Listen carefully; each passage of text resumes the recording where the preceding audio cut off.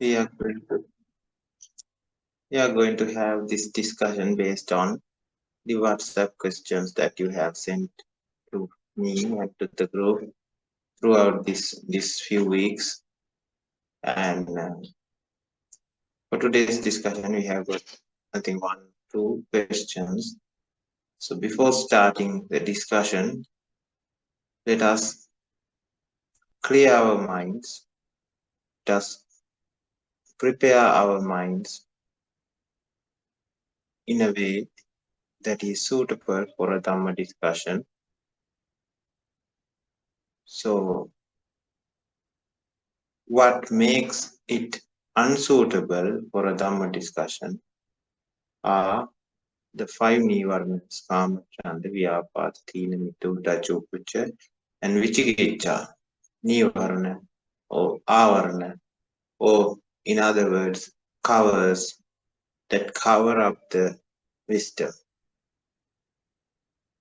So to get rid of that, we have to create a blissful mindset that is started with alobhadya samu. So to do this, let us focus on all the meritorious deeds, all the good things that we have done throughout this life, throughout this sansaric journey. May all those meritorious power agglomerate together, creating the perfect environment for everyone to understand the Arya Dhamma, eliminating all the Pancha Nivarana. Accept this blessing with Adhikara. Sadhu, sadhu, sadhu. And the negative things that we have done throughout this sansaric journey, especially due to the 10 immoral acts, 10 unwholesome deeds, should also be acknowledged as barriers that make our journey more harder. So what has happened has happened, and what we can do right now is to understand faults as faults and we can move forward, acknowledging them, correcting them, changing our lives for the better side. So that is the real forgiveness that we can seek from in Buddha Sasana. In Buddha Sasana, repentance of being disappointed about ourselves or the world is not how we deal with negative things, but we approach towards it in a very wise way by understanding our faults, acknowledging them, understanding the fault inside those negative things, and then changing them, changing our behaviors, changing our actions, words, thoughts, and moving forward, becoming better gradually. So let us acknowledge our faults in front of imaginary Supreme Buddhas, and let's promise these imaginary Supreme Buddhas that we are not going to do any negative actions, negative words, negative thoughts would not be used after this, and accept this with the sadhukar. Sadhu, sadhu, sadhu. So I'll read today's question. You can read it in the group as well. It's in the group. It has a big description, so I'll read all of it. Then we'll divide the question into separate sections and try to answer the question. So the first one is, what is a cessation experience? Many meditation teachers refer to experience of Nibbana as a cessation of perception and feeling. While the practitioner is engaged in some kind of meditation, vipassana or samatha, they experience the loss of consciousness for a split second, minutes or hours. When they wake up from that state feeling rather refreshed and alert, they begin to think, I have attained Mahapphala. If it happens once or twice, they consider that Sotapanna. If it happens 3 or 4 times, Sakadagami, etc. In some cases, if they get to cessation at will up to 6 to 7 days, they believe that it is Nirodha Samapatti. Do these experiences have any relation to Nibbana, or are they just some kind of Bhavanga? What is Nirodha Samapatti? What is Magapala Samapatti? What is Jnana Samapatti? What is the difference between Bhavanga experience and Magapala? Is it possible to make a comparison between the mundane and supramundane translations of Sakkayaditthi, Vichikichcha and Siddhabhata? Mundane meaning of Sakkayaditthi is that unchanging everlasting entity called soul, self, etc. in the 5 aggregates.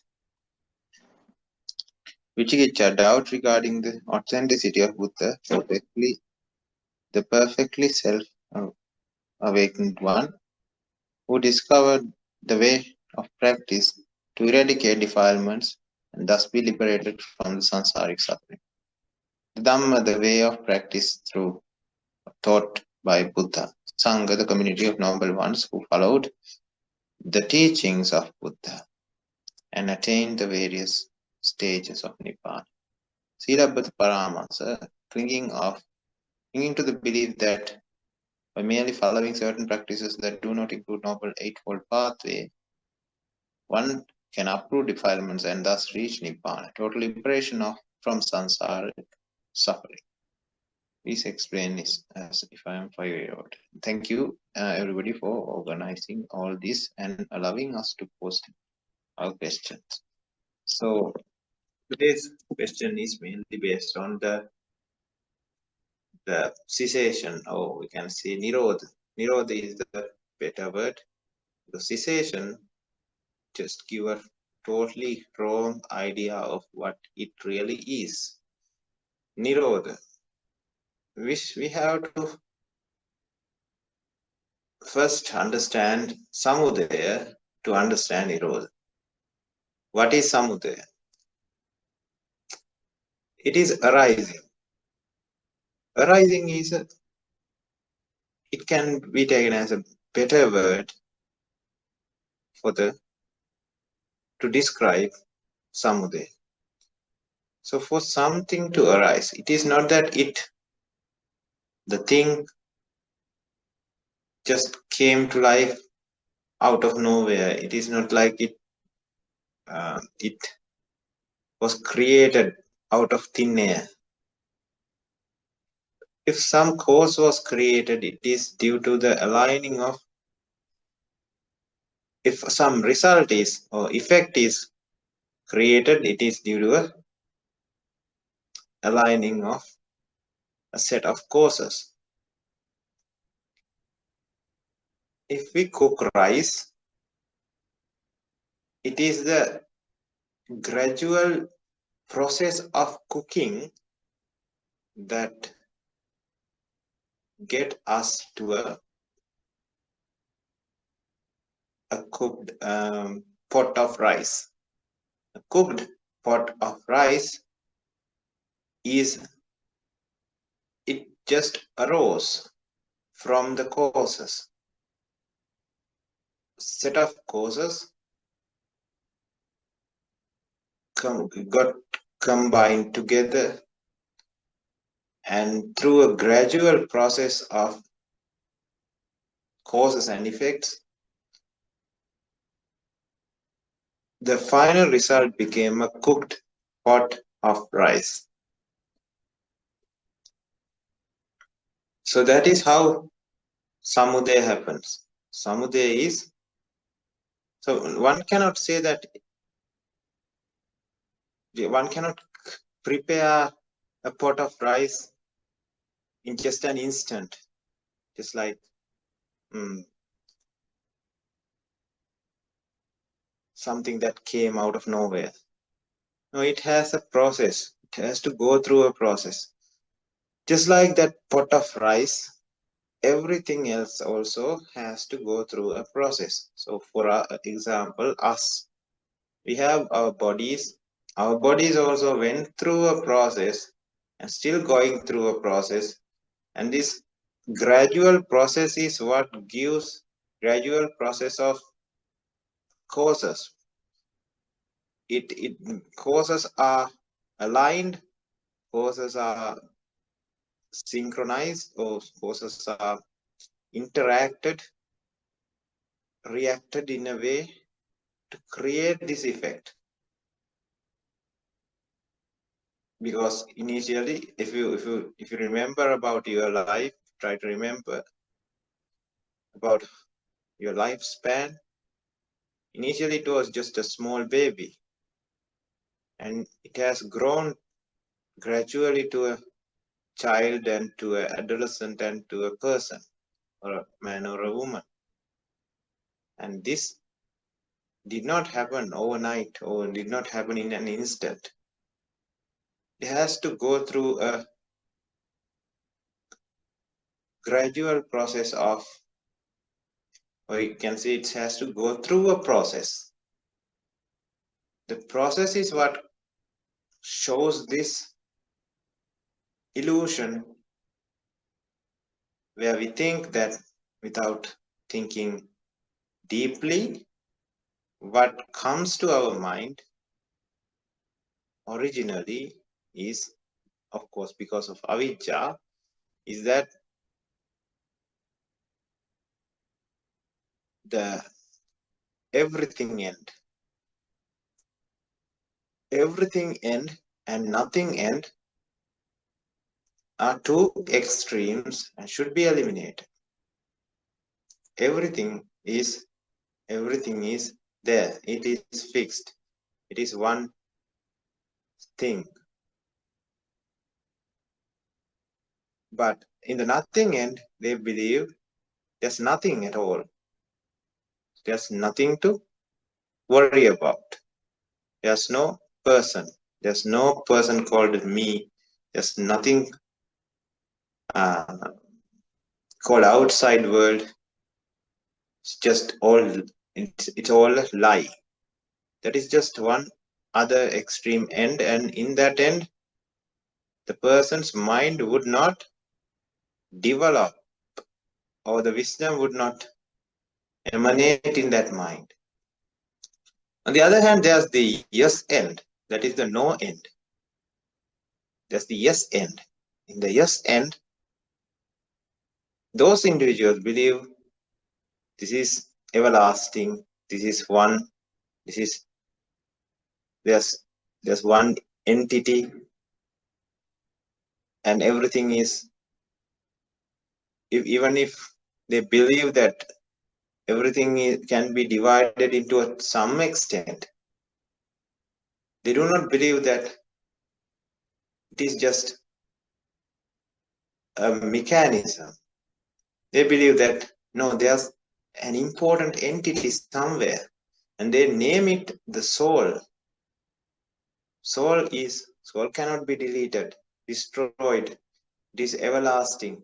It is not subjected to any jara marana or deterioration. It is one thing. It is the only thing. So in some texts, the mundane texts, it says that soul, it cannot be destroyed with fire, cannot be slashed with a sword. The only thing that happens is it changes from one body to the other, and from that body to the another body. So these people get a sense of, yes, there's something valuable, important. Again, Nitya Sukata Subha mindset comes. If that is everlasting, then that is something very, we can say, that has an essence compared to something that is not everlasting. In that way, the people think it is Atta. And the other thing is, if that is everlasting, then we can use that part to have blissful sensations for our eternity, for as long as we want. Again, the Sukha Sanya comes. That is our, that was our, and that is our expectation all along. All this time, that was what we wanted. And if that is also can be achieved, if we can be happy and can continue that happiness for forever, then we can say that it is according to our expectation. Not anicca, but nicca. So that is the mindset one goes. Nicca Sukata Subha mindset. But when somebody says no, goes to the no end, there's nothing at all. So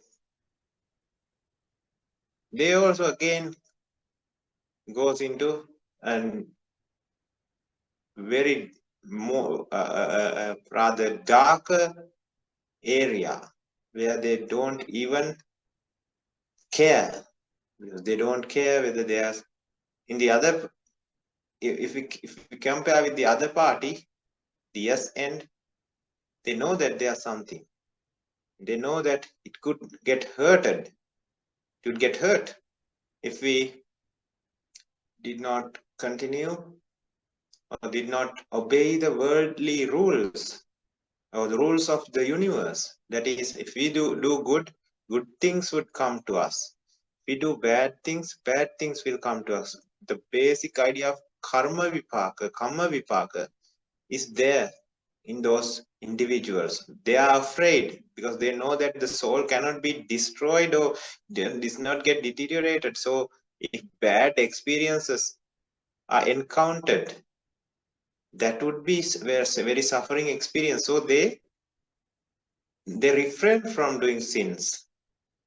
Instead, they do meritorious things. So they lead a considerably, you can say, a virtuous life, but of course a mundane one. So, but when it comes to the nothing end, the no end, they don't believe that. They don't think that there's a person. They think that it dies and goes to the another and the next one. They don't think that this is real. Think that this is a lie. But of course the avijja continues. So their value to the world has not reduced even a slightest bit. So that leads to dasa kusala. And the guard or the protection that stops a person from the dasa kusala, which is the fear and the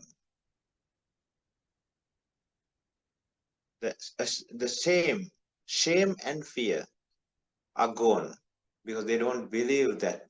They think that this is just a lie. It's all a lie. You don't, after you die, that is it. So don't worry. Do what you have to do.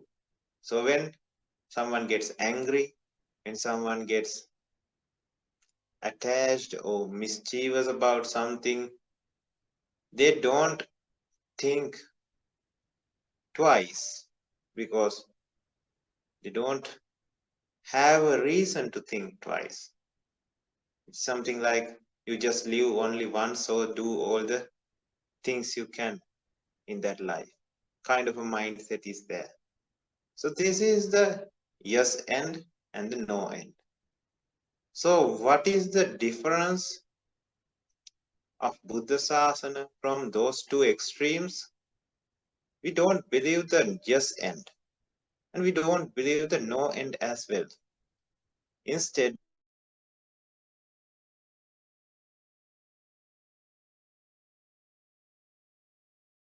mechanism. So when somebody says no, there's no chance in that for a mind to develop. When someone says yes, again, there's no chance for that mind to think beyond. Because if it is yes, then all the things that are needed are already there. But when someone understands the middle path, where that person understands the faults of the yes and how it arises, when that is understood, the conclusion of no cannot be taken. Conclusion of yes is also cannot be taken. Instead, they understand that this is this arises due to causes. And they understand that for the arising of dukkha, there is also a cause. Dukkha is just not happen spontaneously out of thin air.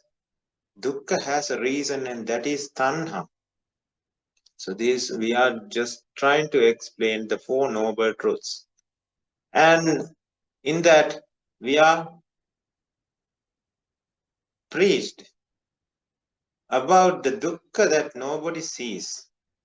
Supreme Buddha focuses on the dukkha, not about how the world was created, not about the worldly things, not about the mundane stuff, but he focuses on how to eliminate dukkha, because that is what he searched for as the Mahabodhisattva, as the Siddhartha, Prince Siddhartha, when he was going for the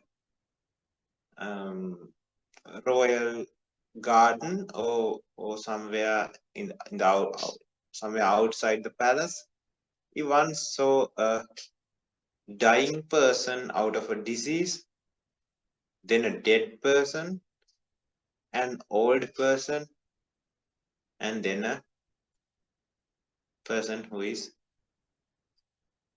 has said no to all the mundane things and is trying to find the liberation, or in other words, a hermit or a monk. Not a monk in Buddha Sasana, of course, but a monk who is trying to find the truth. So these four was seen in a very different way by the Mahabodhisattva. One is, he just saw the hidden suffering in this life. One is getting old. So we cannot stay and be happy having this type of a body, which gets, of course, it gets old for everyone.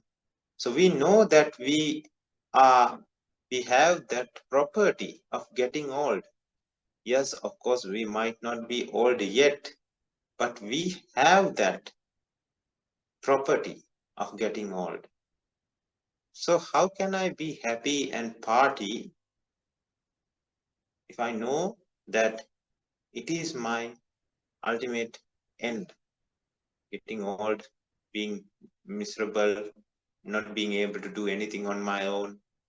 So if that is the case, and if that could not be changed in any way, we are helpless in that aspect. And he wanted to change that. He wanted to change that helplessness. And the other one, it is not the only problem.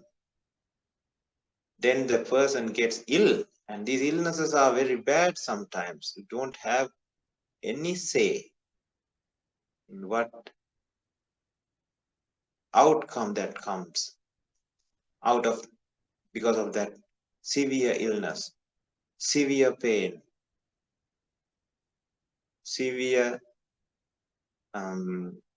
frustration, mentally and physically, both extreme levels of pain and suffering, agony. So this is also seen. And he thought, how can I party? How can I be happy when I know that this property is there in me as well? It is there in me. My situation can change rapidly into something like this. So if that is the case, I am helpless in that aspect as well. So I have to find some way to get rid of this problem. Again, the death, the same theory, same story applies for death as well. And the solution also was seen as the fourth component.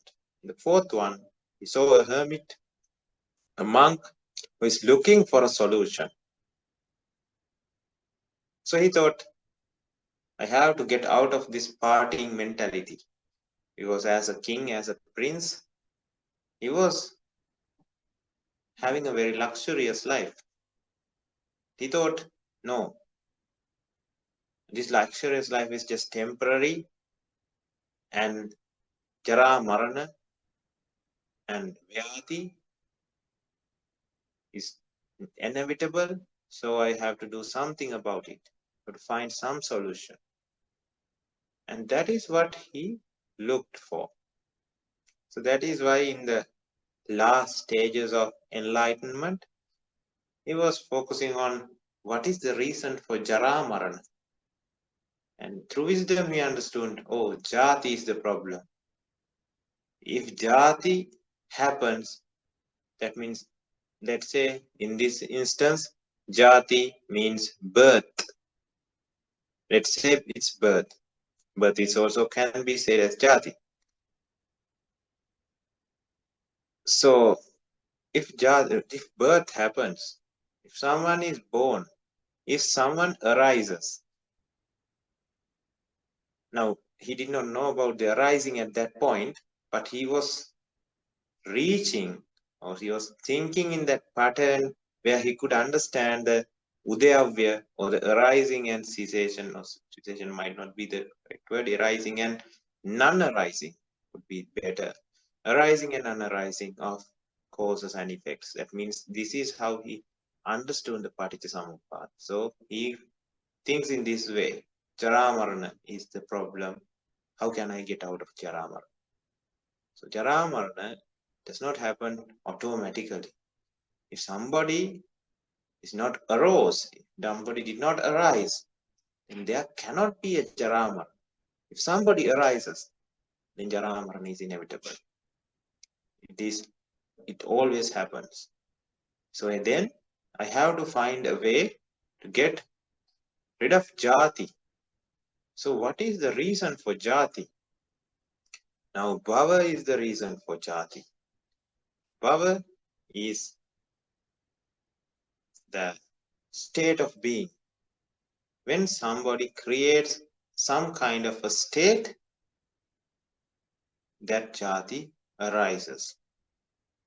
So if we construct a table, let's say we are a carpenter and we keep on constructing. We use as the saw, we use as the nails and the hammer and all the timber, and we use as our skill. And this process of constructing leads to a birth of a chair or a table. Just like that, acting in that specific way, that state of being itself is the result for jati. So he understood this. And she found if that happens, jati is inevitable. You don't have a say in what happens. So then, what actually controls this state of being? Upadana, clinging, strong wanting, strong attachment, not just attachment, but this is the bonding of one, is the bonding nature to that act that leads to that outcome or that state of being. In other words, bhava is just a result of upadana, and this bonding nature leads to that action. Think about our day-to-day activities. Drinking jati which is or entertaining jati who jati which listens to music, jati which watches TV, jati that gets angry, raga jati, dosa jati, moha jati. All of that jati is because of that bhava, that state of being, that action, that creating that action of, or creating that state and being in that state of being is the result. So what is the result? What gave or what created the bhava? And that is the bonding nature to that bonding nature. We can say bonding nature is the reason. Why does bonding nature occurs? Now we are not thinking as a person, but we are thinking as a process here. So if you are thinking as a person, and the person is doing this bonding and then bhava and then jati, no, that is wrong way of thinking. We have to get out of that mentality and think it as a process. So just sink in to this Paticca Samuppada and try to understand it as a process. Jati, what is the reason? That state is the reason, nothing else. Not a person acting and creating that state. It is just the state. And what is the reason for the state? It is the bonding nature. And not that someone is bonding and then the bhava is created. It is the bonding nature. You have to think in that line. Just forget about that person and that mentality where the soul is involved, person or an individual is involved. But we are trying to understand that very thing. So we should not include that. That very thing means we are trying to understand this, the occurrence or how the things are being done. So if a person is also getting mixed up with the Paticca, then we automatically goes to the avidya thinking pattern where the person is the one who do the Paticca. No, it's the opposite. Paticca happens, then we see a illusion of where a person is doing these things. So it is the bonding nature. What is the reason for the bonding nature? It is not that a person is getting attached. It is the attachment itself, attaching nature is what leads to the bonding nature and is what leads to the acting nature and or state of being is what leads to that kind of a jati or that kind of action, that kind of a processing machine. So that kind of a processing machine again goes when we go up the Paticca was the reason was the bhava or that kind of action state of being, and the reason for that state of being is the bonding nature, and the reason for that is again attaching nature. What is the reason for the attaching nature? Blissful sensation is the reason for attaching nature. So we are trying to understand Samudaya. Now we are discussing Samudaya. So the opposite of the question, we are trying to understand this. This is like the two sides of a coin. So we are trying to understand the first side, or we can say head and tails. So we are trying to understand the side of head side, and then the tail side is just, we will be automatically getting the understanding of the tail side, because if we understand about one side already, there cannot be just a coin with just one side. There has to be the other side, the other side. So again, back to the Paticca Samuppada. So it is a blissful sensation which leads to attachment. Blissful sensation is, now Supreme Buddha is thinking in this way, or we can say still the Bodhisattva is thinking in this way. What is the reason? So then my problem is Jara Marana. So now I have simplified, or I have solved the question to up until Vedana. The blissful Vedana is the problem. Blissful feeling is the problem, because blissful feeling comes, attachment is inevitable. Attachment comes, bonding happens. When bonding happens, then the bhava occurs, and then what happens? The final jati occurs, and when jati happens, there's nothing we can do. Chara marana soka paridaya dukkha domana supayasa sambhavanti. So then again, we are going upwards and seeing that yes, blissful sensation is the problem. Attaching to the blissful sensation. The attachment happens when the blissful sensation is felt. What is the reason for the blissful sensation? Without touch, there's no feeling. So very important point here is, we are trying to find the answer for the last Jara Marana. That's why we have gone up until this point. So we are simplifying, we are trying to cut the roots, or we are trying to at least find the roots of the problem, which is Jara Marana. That is why Supreme Buddha, that is what Supreme Buddha wanted. No, Bodhisattva wanted. So again, now Vedana. Vedana is always due to touch. There's no touch, no Vedana. There is touch. Vedana is inevitable. It happens all the time. So then touch is the problem. Then we have to find what is the reason for touch. When we go upwards, we see, Supreme Bodhisattva. So Salayatana is the problem, or touch is a reason. The reason for touch is Salayatana. When there is Salayatana two types, internal Salayatana and external Salayatana. Internal Salayatana are eyes, ears, nose, tongue, body, and mind. External Salayatana are images, sounds, smells, tastes, touches, and thoughts. So when those are there, touch it's inevitable.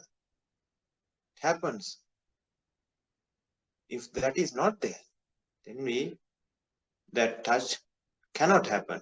When touch is not there, again the Vedana is not there, Tanha is not there, Upadan, Bhava, Jati, Charama is not there. So soka paridaya dukkha domana supayasa nirujjanti. It does not arise. Just like a process of cooking, gradually the seeds of rice got to that state of softness and edible state. Just like that, this Paticca Samuppada is the cooking process where the result is jati. And to get rid of, and the jati results in Jara Marana, Soka Paridaya Dukkha Domana Supaya. So we are cooking some kind of a rice, And the end result is Soka Parideva Dukkha Domana Supayas. And that cooking process is Paticca Samuppada. It's just not happening out of the blue, but happens through a process of Paticca Samuppada. And that is the arising process of arising. So again, back to the Paticca Samuppada.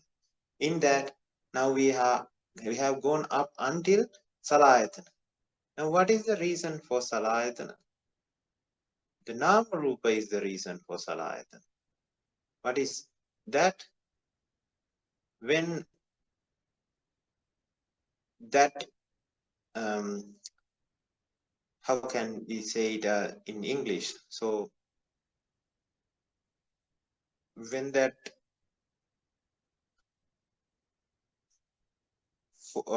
let's say, I'll give you an example or a comparison here, because it's very hard to find the English word for Nama Rupa. It's something like when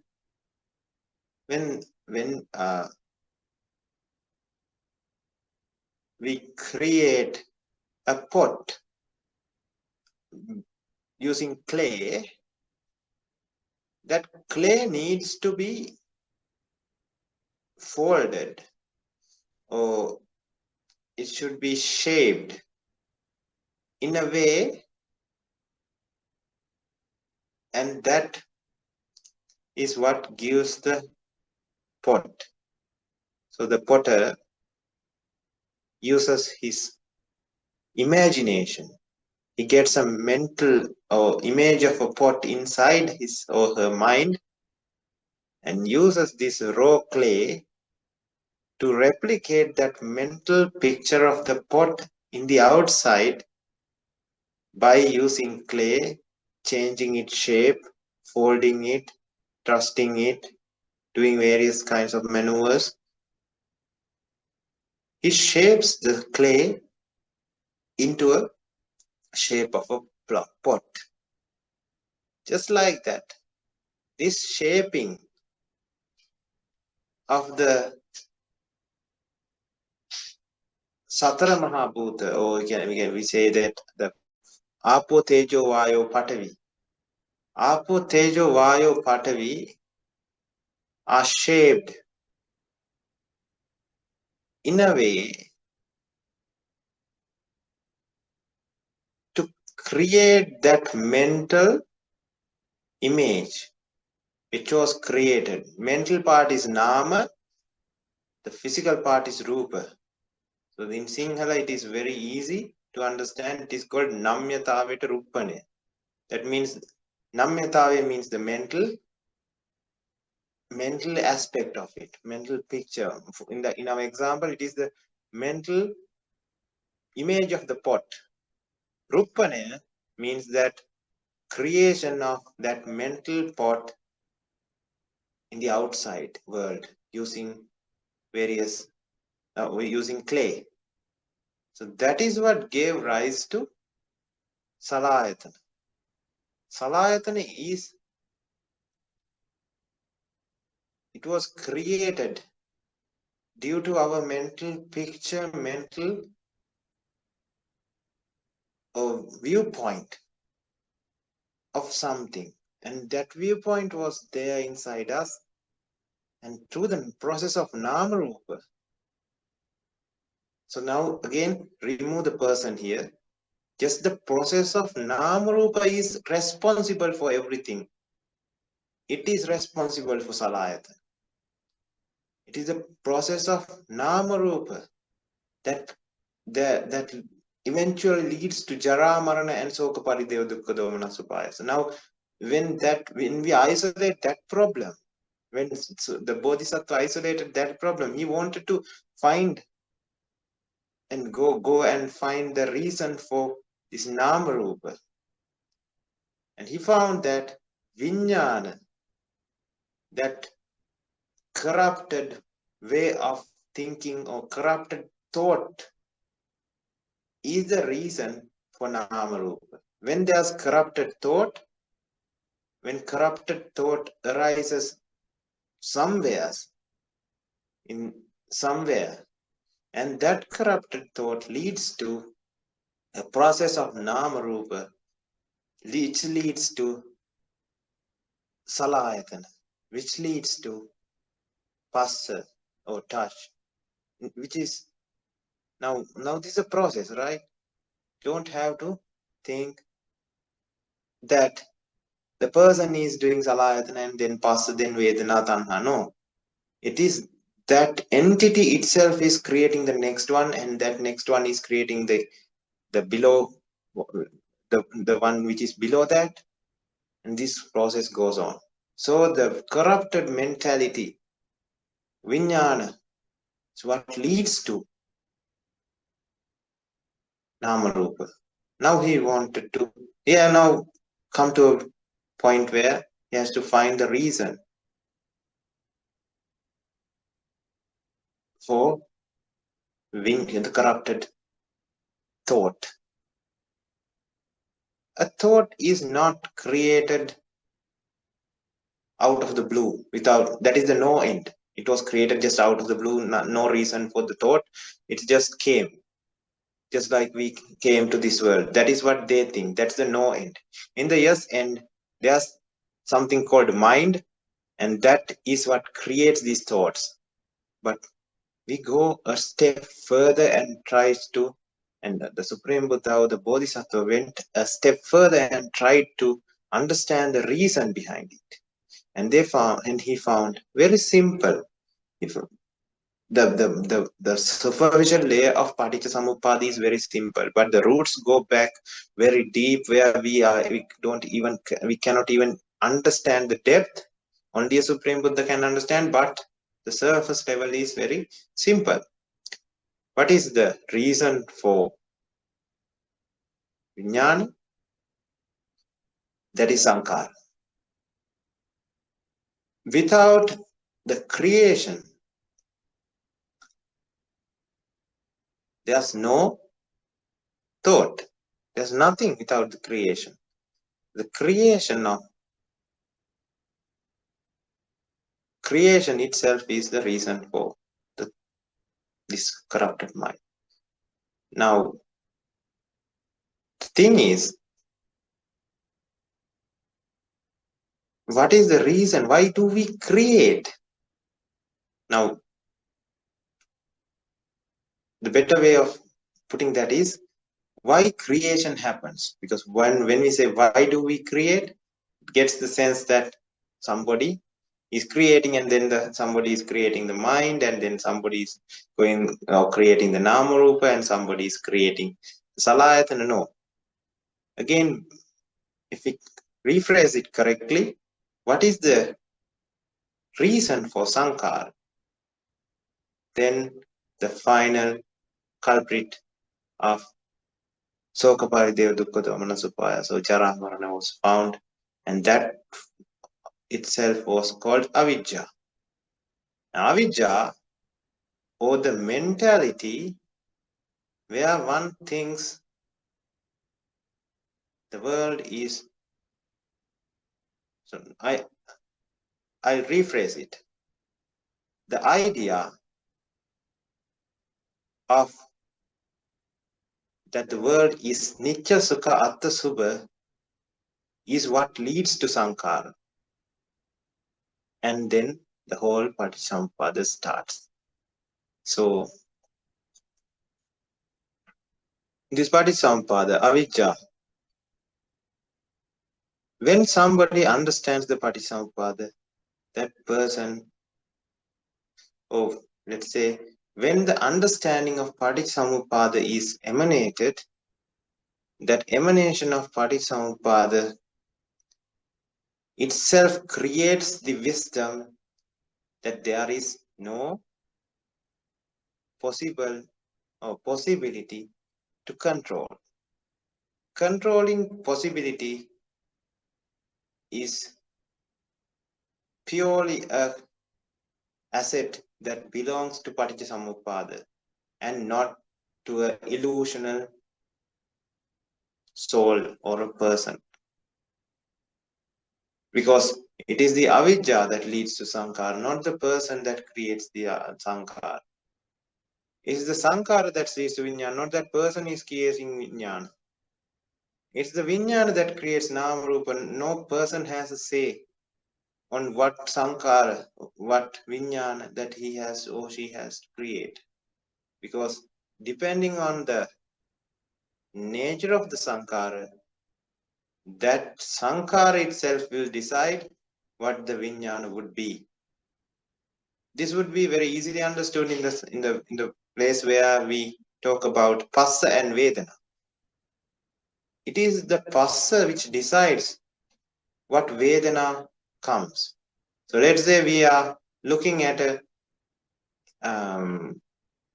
we are having a meal, and in that now we are having a cup of tea. Instead of sugar, they have put salt. Now the touch is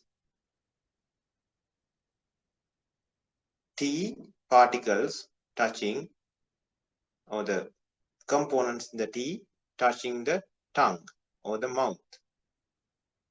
And the expectation of the individual or the sattva is to have a very pleasant sweet tea. But that person is wrong, because it is not the expectation which gives rise to the result, which is the Vedana. Now he wanted a blissful Vedana out of a blissful, he did not knew about the touch, he just wanted a blissful Vedana. But the reason, but the reality is, if that was a sweet tea, then the Vedana would be, or touch of a sweet tea. Let's say there were 2 teapots, one was having salt and one was having sugar. Touching the one with the sugar with the tongue would give rise to a which would create a blissful Vedana, and the one which has salt in it would give a negative Vedana or a suffering Vedana. It was not the expectation which gave rise to this, but it is the causes. So this is automatically understood when going through the Paticca Samuppada. So the conclusion of anicca is already it comes to the mind when this process is understood. When that is understood, that person understands dukkha as well, because if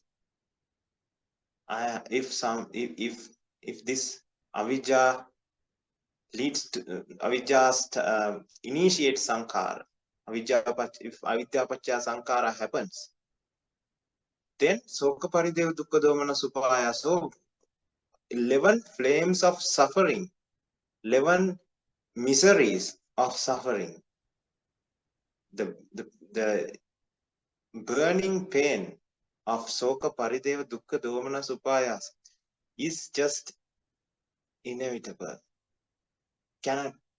Sattva cannot escape from that. So if that is the case, this is essenceless as well as this is suffering. So anicca, dukkha, anatta, whole 3 characteristics of this world is seen when somebody sees the Paticca Samuppada. The process is seen. Now when that person sees the process, he does not say that there's nothing, this is just a lie. No, he knows how it arises. And neither that person does not say, yes, it is there, it is one, it is everlasting, it is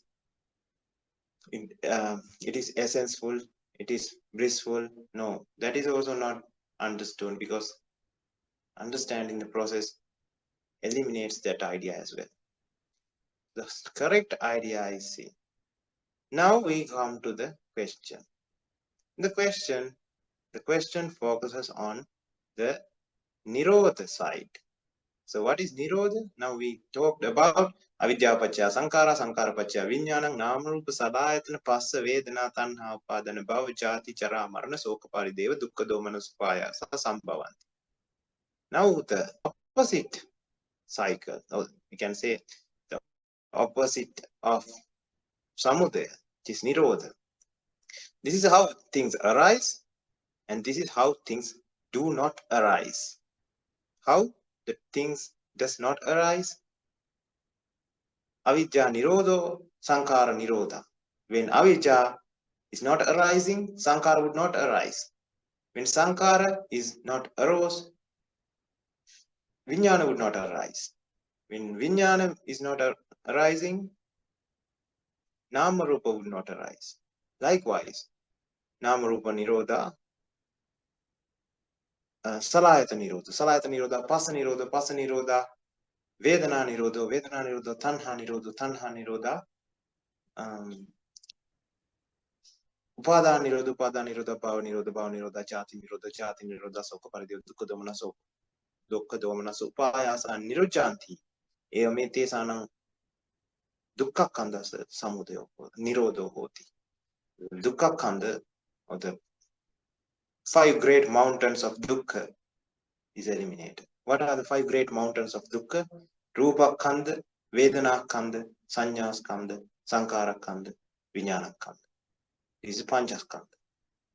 Panchupadana skanda actually. Not the this is rupa upadana kanda, vedana upadana kanda, sanya upadana kanda, sankara upadana kanda, vijnana upadana kanda is eliminated. So the panchupadana kanda would be not eliminated, but Niro would not arise. To eliminate something, it has to be there. But it always, when something is created, it ends up in Jaramarana. So it does not last even a second. It does not last even a flick of a second. So we cannot use the word eliminated, but we have to use the word, it is not arise again, because the something which is arose is deleted by the nature, and that is the nature of this world. We cannot eliminate something, but we can, what can be done is, when the causes are not aligning, the effect would not occur. So it would not occur again. So we would see, like, the illusion would come, or illusion would be seen that it was eliminated. But if we use our wisdom, it is not the correct word to use. We did not eliminate it, but it did not arise again. So we saw the continuity of arising was broken. So since the continuity was broken, and at the point where the continuity was broken, we see that it was eliminated. But in reality, it was not eliminated, but did not arise after that. So that is exactly what cessation is. So when somebody understands Nitya, Sukha, Atta, Subha, that person is having avidya, and this cycle is inevitable. But when somebody understands Anicca, Dukkha, Anatta, Asubha through a Kalyana Mitra, then that cessation starts. That is where Sakkaya Ditthi, Silabbata Paramasa, and Vichikicca is eliminated. Not eliminated, but they do not arise again. Since we use this language of English, it is very hard to talk, because it is not constructed, this language is not constructed in a way to discuss Dhamma. But we can do it, but in a very, very, how can we say it, very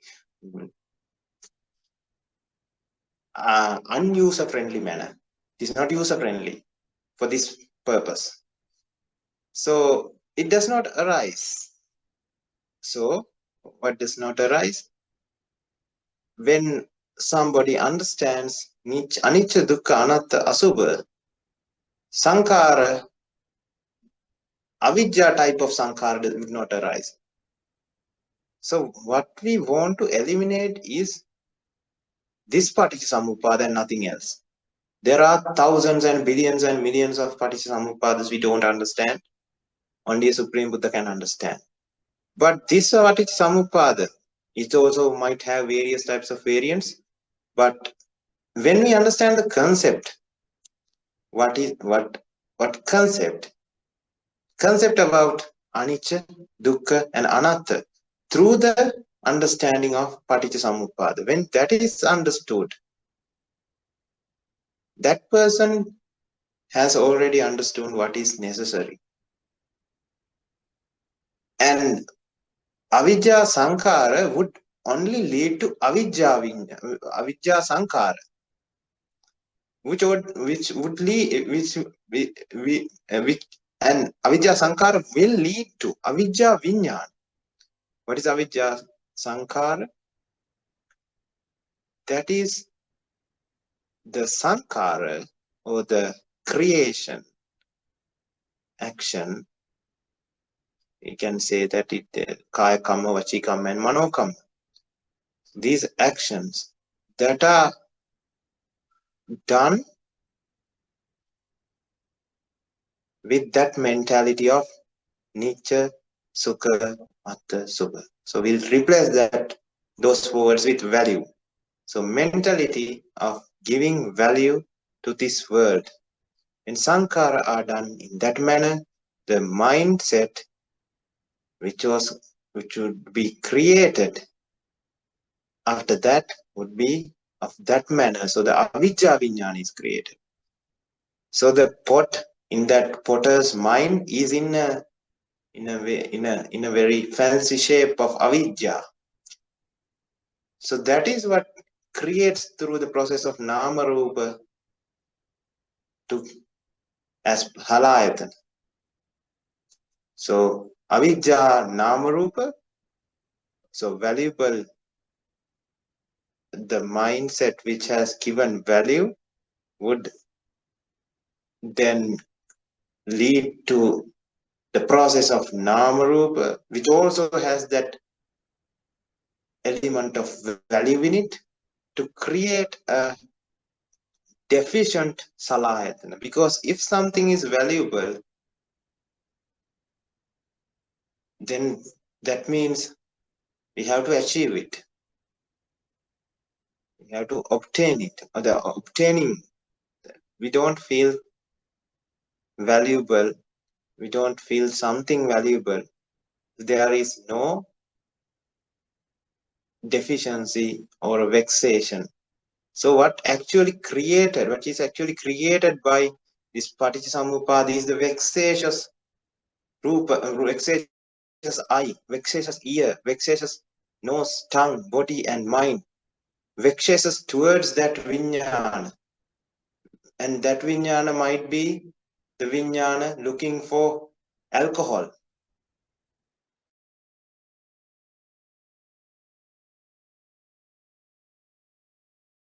So alcohol drinking mindset of alcohol drinking mindset would in fact create a body and a mind which is deficient of alcohol, and that would lead to that, and the touch would be of course a valuable touch at avijja passa. Avijja passa would lead to avijja vedana. A valuable vedana would be felt, and that tanha is inevitable. Tanha would lead to upadana, bonding would lead to this state of being where the alcoholic nature of the person is practiced. You can say, remove the person here, alcoholic nature is practiced, and which would lead to alcoholic. Alcoholic would arise just like a rice is cooked, and alcoholic arises due to a very integrated process, very synchronized process, and that is the reason for jara marana. So that valuable jati, the alcoholic jati, was said to be valuable because it is the valuable mindset that created this jati. Something valuable, when it gets ends up in jara marana, soka comes, sorrow. What happened? This is how the thought comes. My valuable jati is dying, so I have to drink more to continue this jati.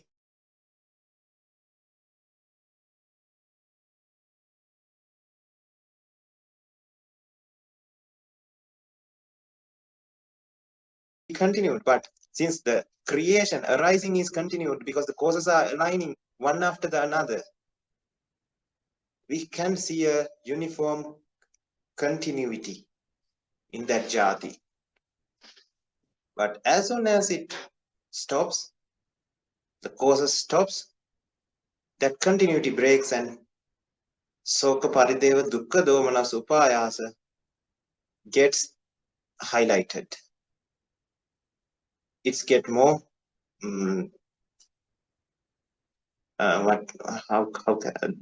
word is something like it gets more prominent, becomes more prominent. It was always there, but what the individual tried was to do some sankhara to minimize that or to continue the continuity of jati.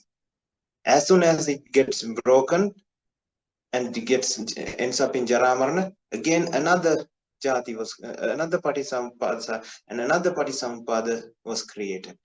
This process is continued, is continuing the continuity.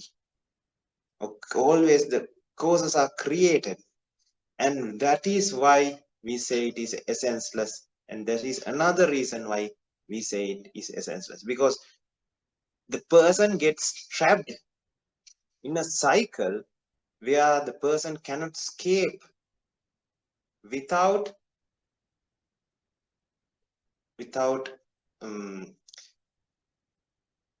getting the consequences, without experiencing the consequences of or in other words, what are the consequences of parideva dukkha domanas upayasa? So as until the causes are not aligning anymore, the person is trapped in a cycle of suffering. So that is why again it is essenceless, it is suffering, and it is anicca. Expectation was not met. Expectation was to be happy and blissful, but was trapped in a cycle of suffering.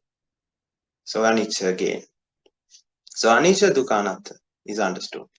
So then what we do, when we understand this, what happens? The wisdom arises. When the wisdom arises, anicca dukkha anatta asubha would be understood.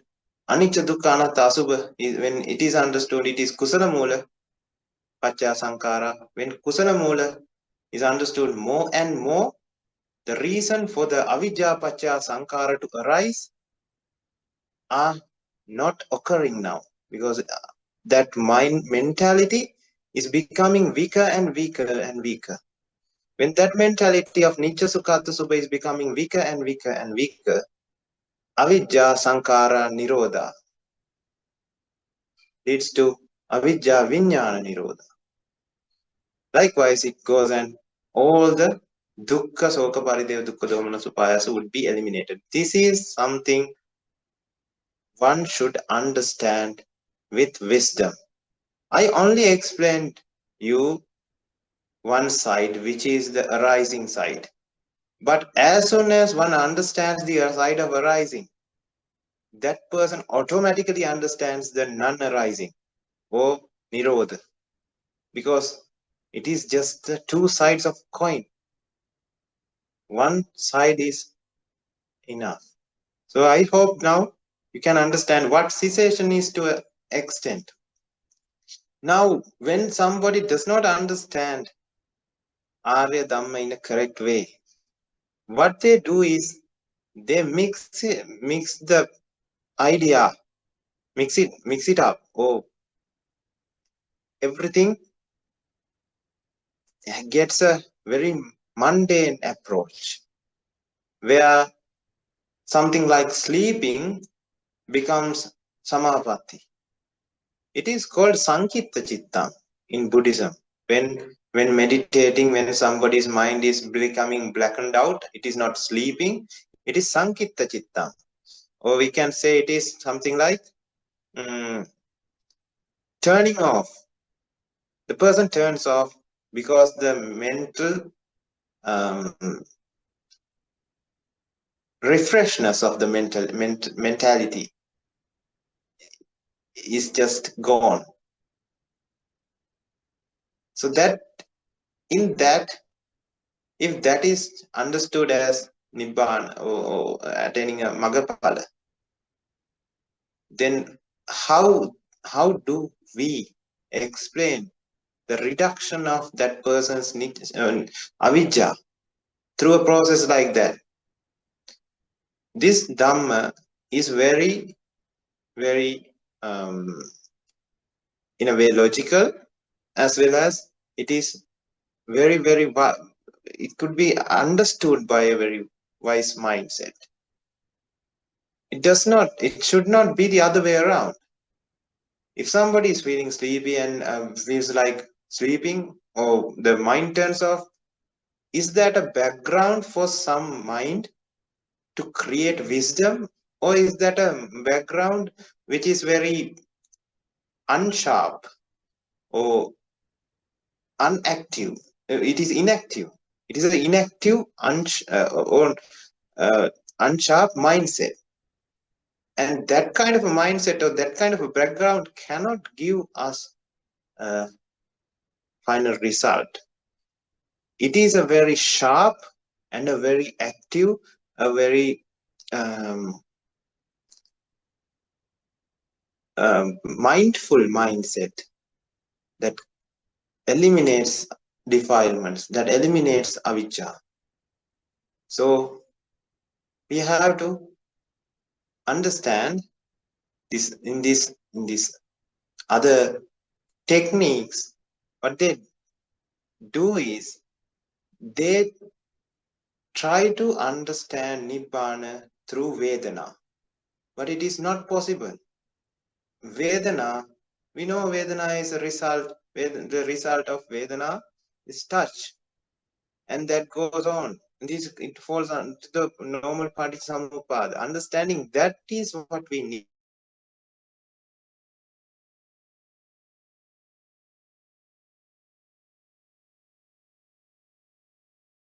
Anatta is what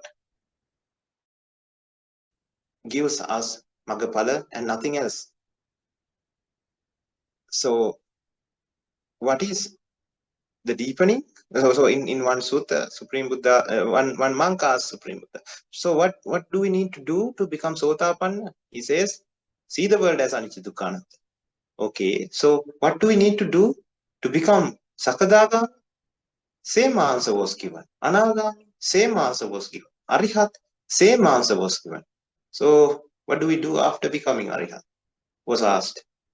Supreme Buddha says, again, see this as Anicca Dukkha Anatta for the betterment of the rest of the life. When we focus on Dhamma, it creates a very blissful, happy feeling.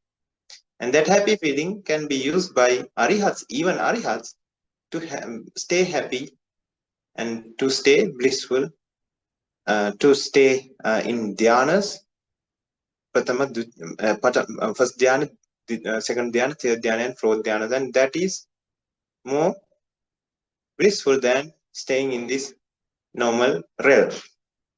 So that is why, that is the preaching of Supreme Buddha.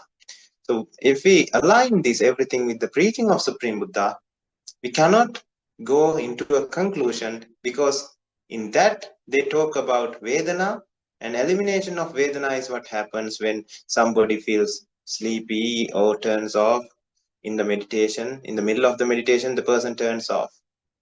It is due to Sankitta Chittang. It is very well explained in Anapanasati as well as in Sattabojjhanga. When somebody feels sleep, when somebody's mind is getting inactivated while meditating, while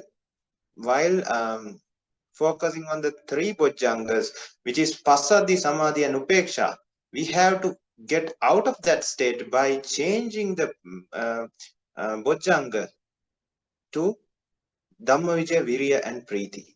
So it is very, in various circumstances, it is very well explained how to get out of that mentality and change our or stimulate our mindset to see this more and more as Anicca Dukkha Anatta. It is our lacking nature or the deficiency of the mindset or inability of our mindset to see everything as anicca dukkha anatta is what drags us from becoming Arihat. So that is what we have to focus on to become Arihat. So Samapatti and Dhyana. The Dhyana and Samapatti, we have to go to Bhavanga and everything to discuss this, but it is very deep and you might not understand some of the things that we discuss, but I'll try to explain. What the important point here is these explanations of Abhidhamma are not needed, but the things that we discussed up until now is very important in our pathway, in practicing our pathway. But what we are going to discuss right now are just to answer the question and to help you get out of that curiosity. So when we say somebody is living, it is because the mind is when the mind is created in a continuous manner with the help of karmic energy. Karmic energy is what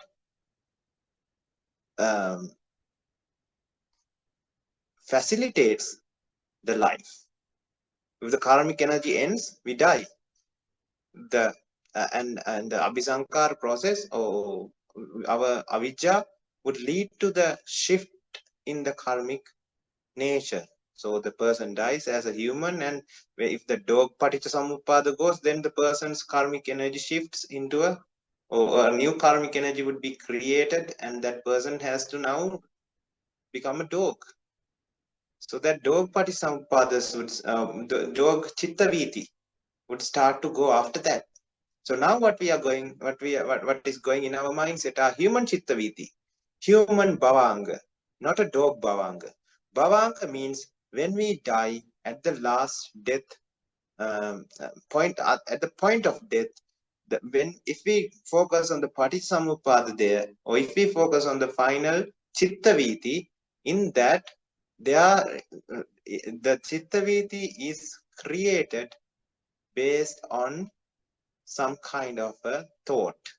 It could be a negative thought, it could be a positive thought. Let's say it's a positive thought. So we remembered something like we giving a dana, alms giving, helping somebody, saying some good advice to another person. So this kind of a thing came at the last deathbed, and it became the reason or the cause for the final chittaviti. So in that there's a part called javana. In that javana, the same idea is now being the abhisankara or abhisankara process. Sankara would be, or the action or the creation of energy is according to that mindset. So in the 5th javana to 6th javana, I think that is the point where the person, the chuti and the patisandhi happens. The person dies and be born as the god. The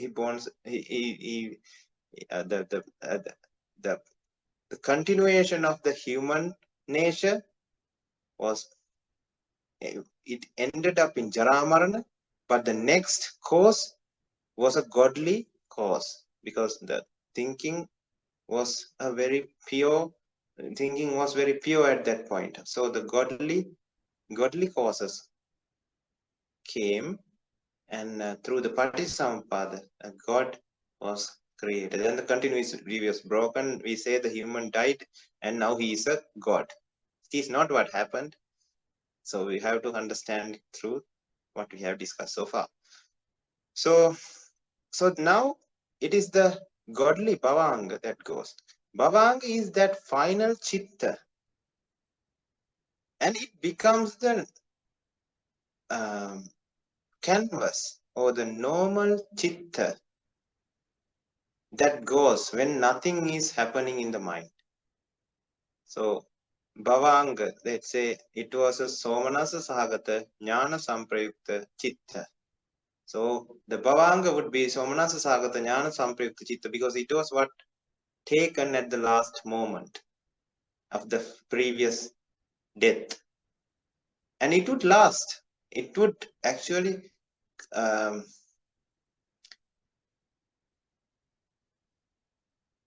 it would go in between. It would what fill up. That would be the better word here. It is what fills up the gaps of the chitta vitis. So when we say something, when we do something, our chitta viti changes. When we hurt somebody, say something harsh, do something good, offer some alms, our chitta viti changes accordingly. But when we do not do some things and we are resting, we are not thinking, we are sleeping, in that point, those gaps are filled with the Bhavanga. Bhavanga is the default. That is the best explanation. Bhavanga is the default, and that default is decided at the previous death bed and the final chitta viti. If it was a dog, the mindset of a dog-like actions, which came at the final chitta viti. So let's say the person was like remembering an instance where the person acted like a dog, angry, barking kind of a vibe was there. The mentality was very harsh and negative. So that is, if that is what came at the final chitta viti, javana would result in a bhavanga of a dog. The final javana, sixth one, seventh one, would decide that animals, that sattvas, next life as well as next default.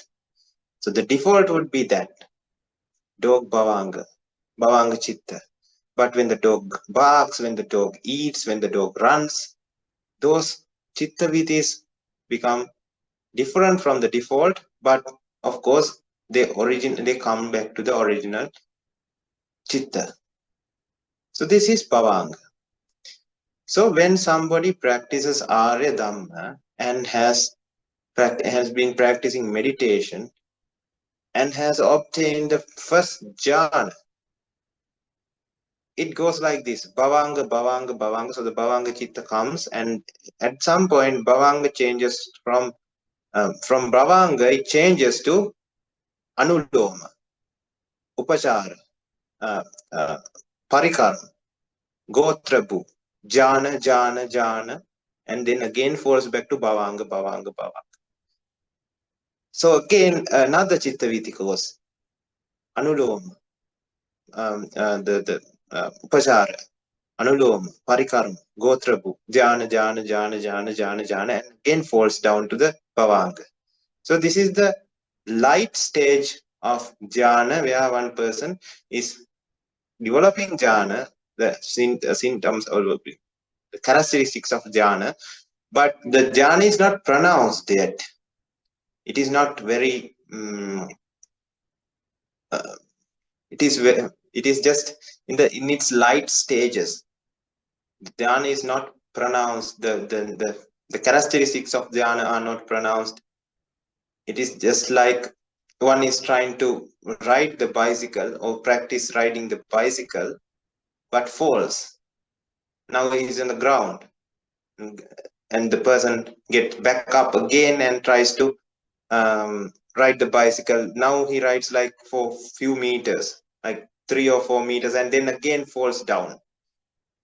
Now then again we can compare it to the Bhavanga. Now the person again gets up and tries to ride the bicycle. Now he can ride it for about 5 to 6 meters. Now again falls back down. So likewise, it starts like that. So in later stages, what happens is Anuloma Upachara Parikaram go through, and then the Javana comes. Javana. It's like hundreds of them starts to go. Thousands of them starts to go in one section. And sometimes it's millions and billions and trillions and quadrillions of them starts to go in one section.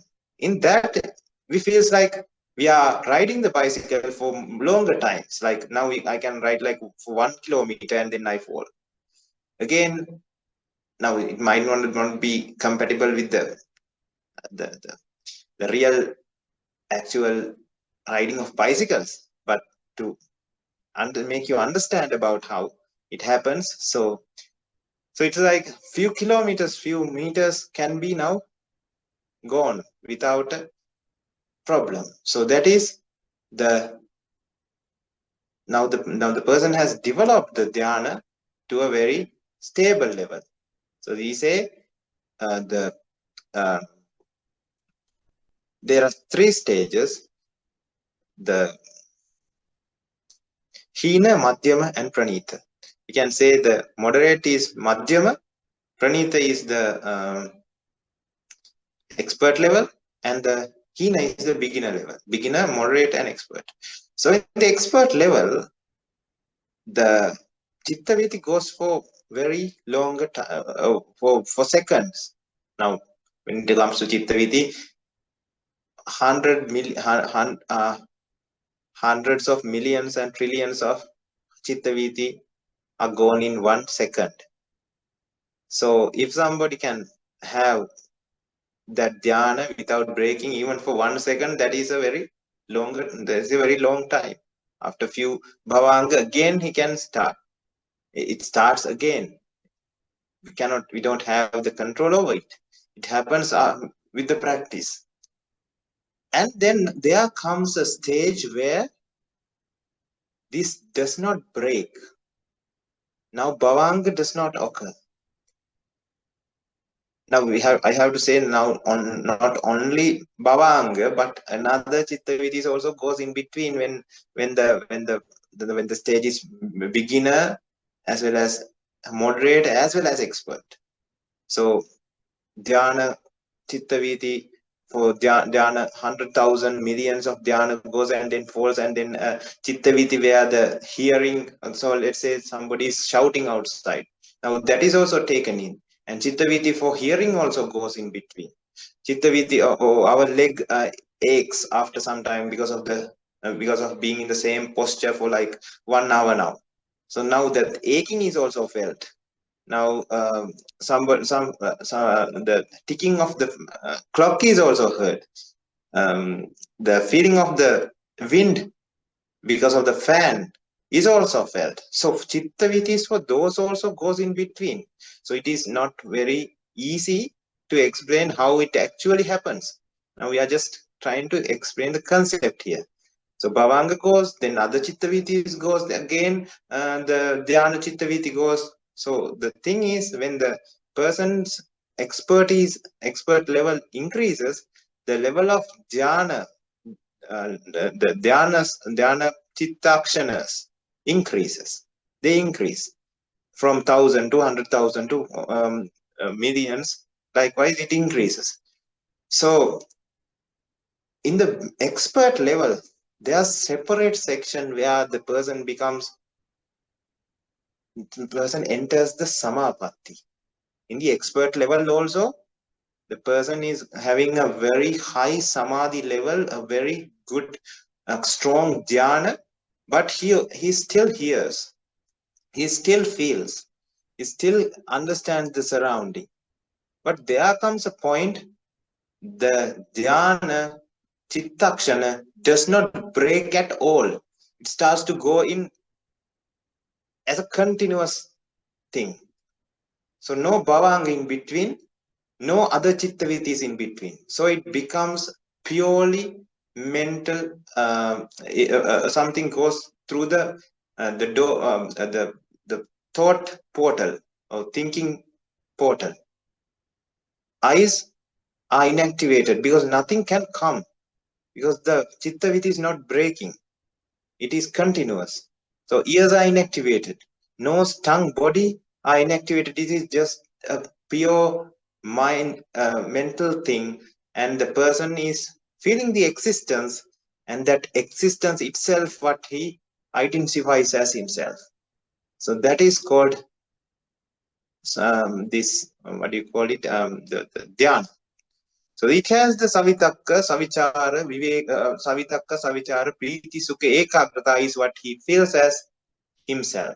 No legs, no hands, nothing else. Just I feel me as savitakka, savicara, priti, sukha, ekagrata. Savitakka, savicara means dhamma, thoughts. So in this platform, in this artificially made platform, one can do vipassana, and that vipassana is the extreme level one can achieve, because no other chittavitis are gone. It is just full sharp, just like laser. It is just like normal light and laser. Both have just visible light rays, but laser can cut.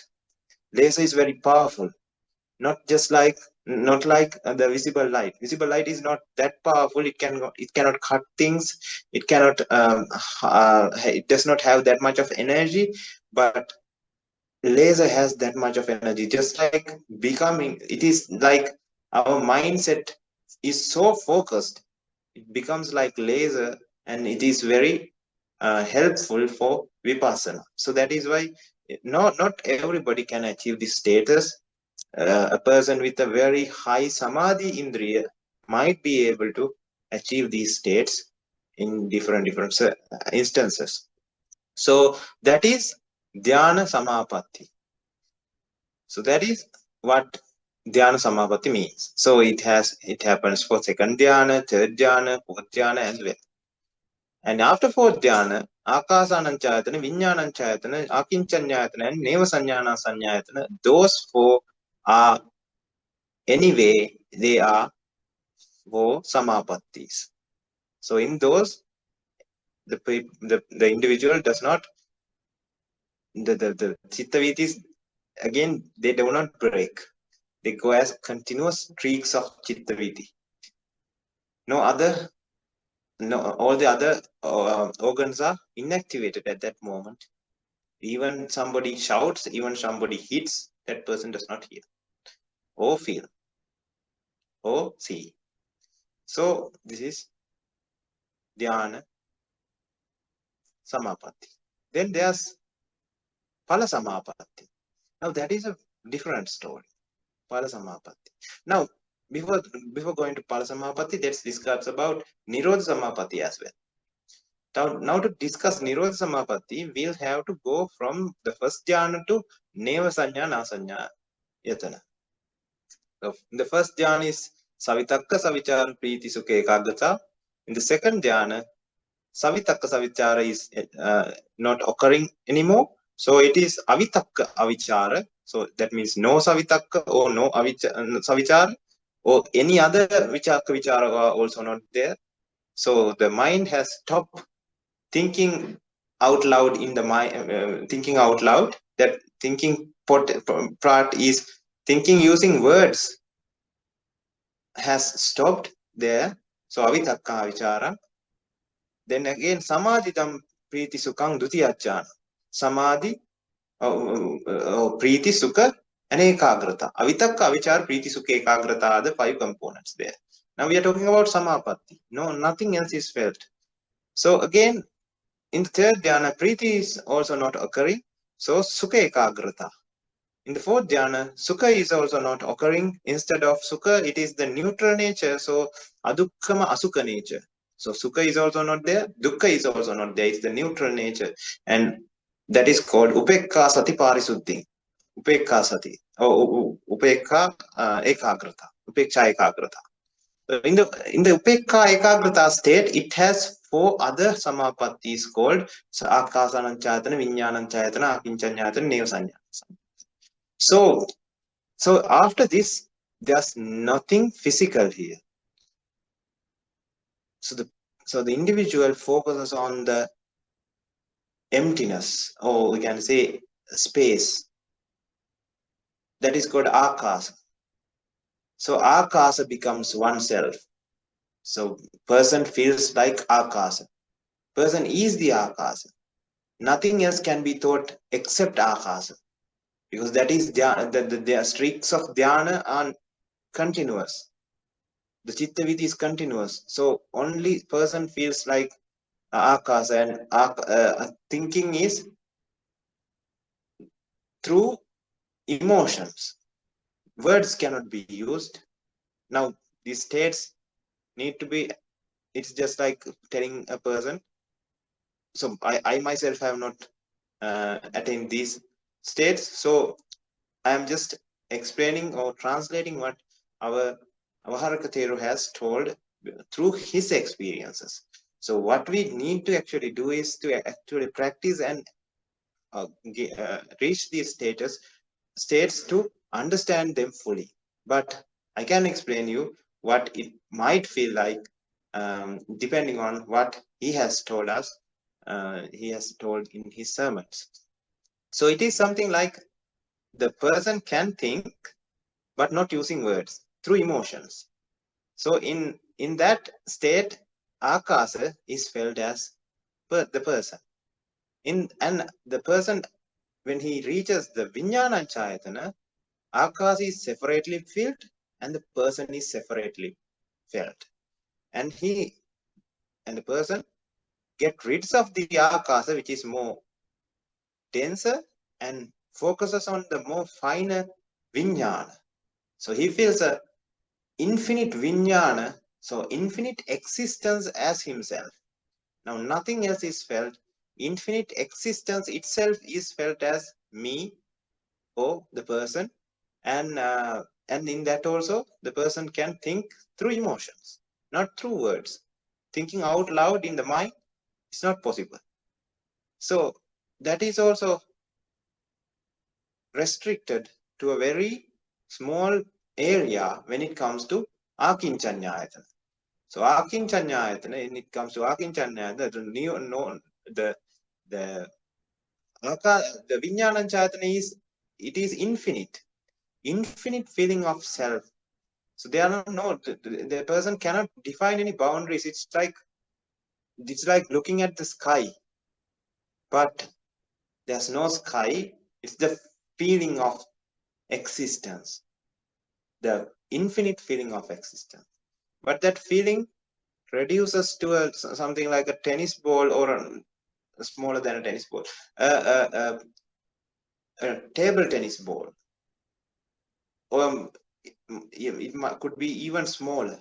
That is what in that stage, akinchanyayatana, the person feels that as the existence. Now the existence is very small, come to a very small stage.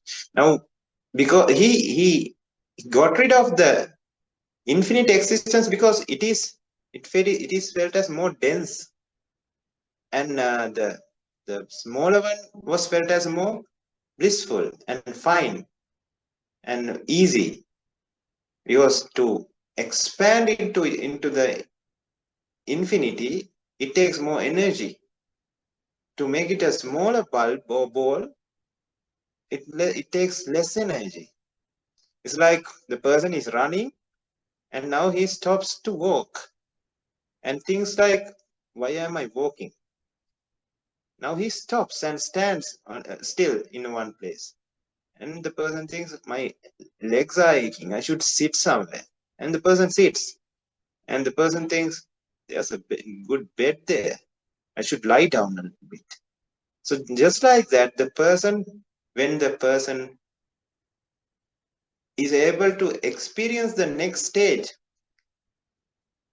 he or she get rid of the more denser stage or exchanges the more denser stage to a less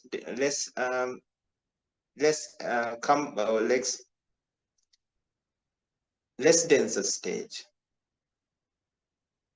more blissful stage. So the final stage, from akinchanya, the person reaches neva-sannyana-asana. So in that final stage, the person thinks, this is also, I am creating this out of through energy, using my energy. I am creeping this existence using my energy.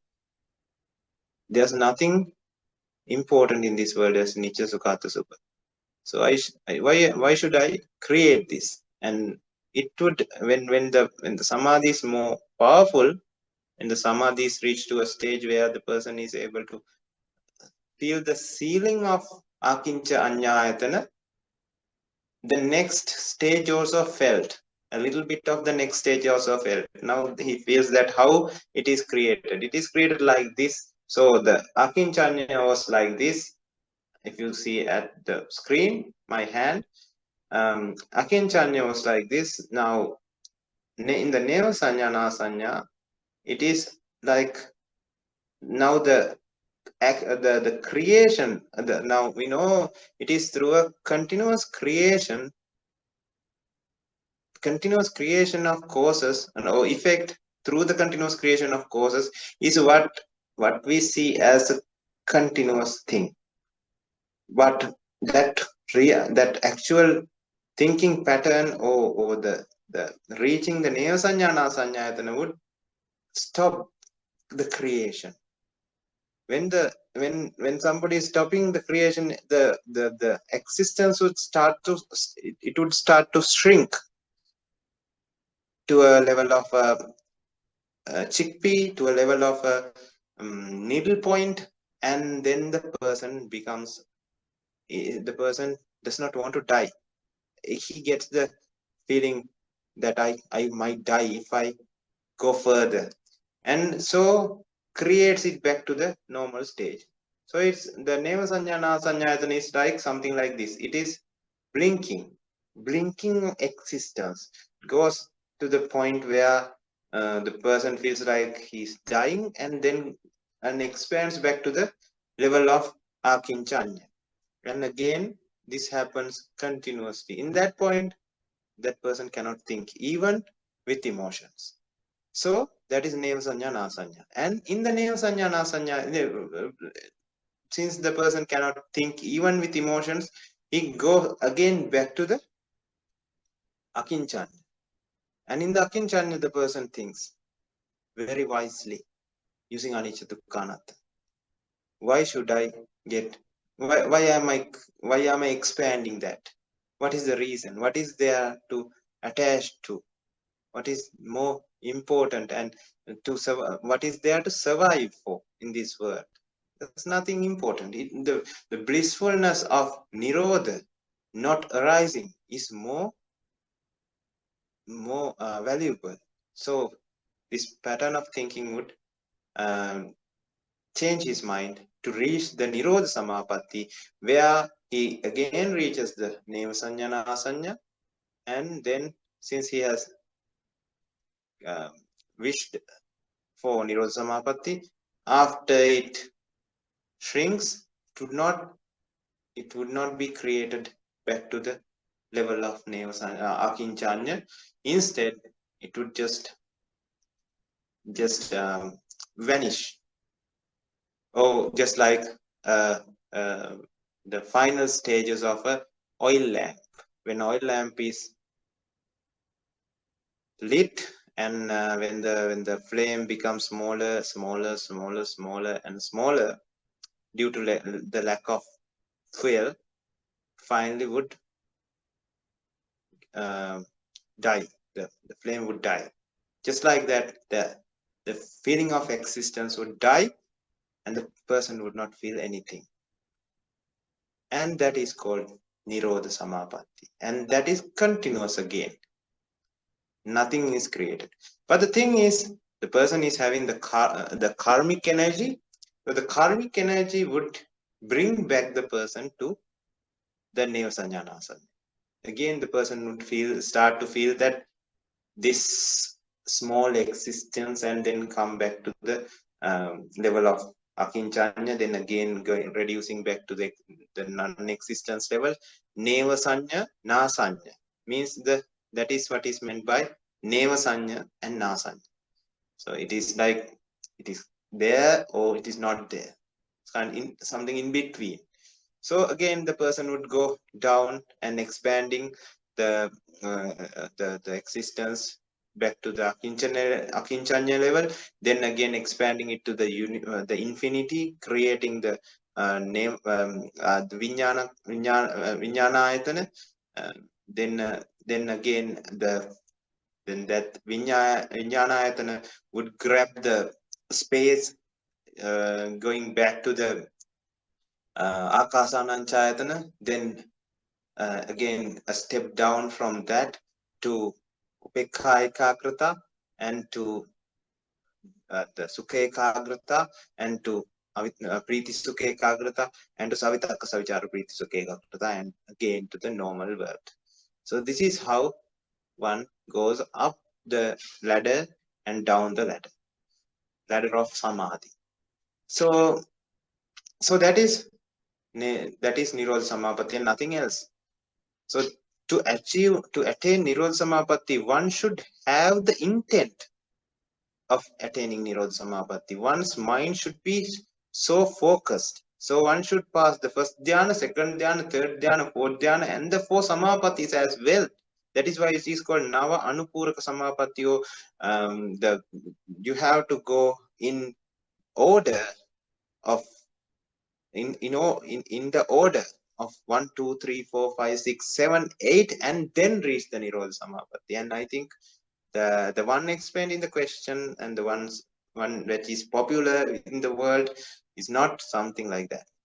So it is not something like we felt like even without our intention we have gone to Nirodha Samapatti. No, that is the inactivation of the mind. We don't feel refreshed in that.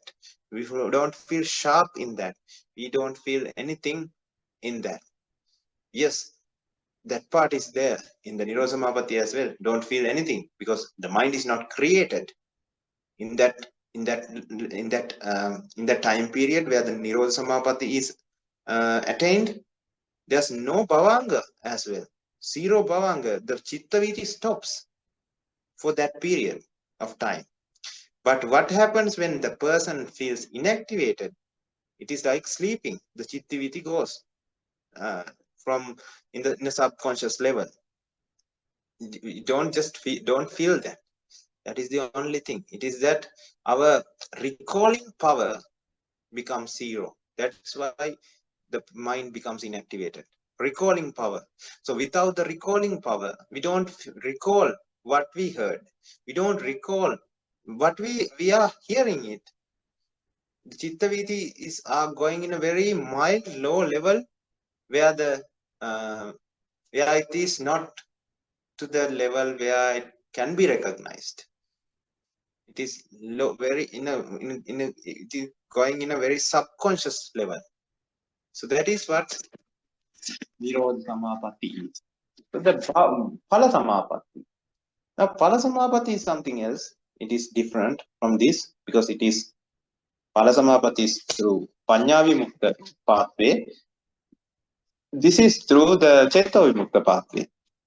So the Phala Samapatti.